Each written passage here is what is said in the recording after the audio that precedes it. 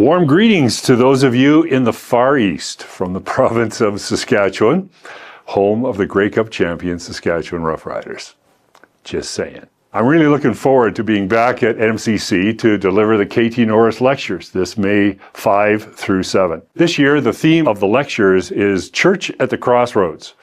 And we'll be taking a look at the role of the church in discipleship in light of the many responsibilities, challenges, opportunities that are there in our current cultural moment. In the morning, the lectures will be surrounding the role of the church in discipleship. We'll look at identity issues, mission, structure of the church. And then in the evening, I'll be bringing messages from 1 Peter, which is a small book, of course, tacked near the end of the New Testament that has a message particularly important for us in our day and time. So soon I'll be coming from away so I can come where you're to.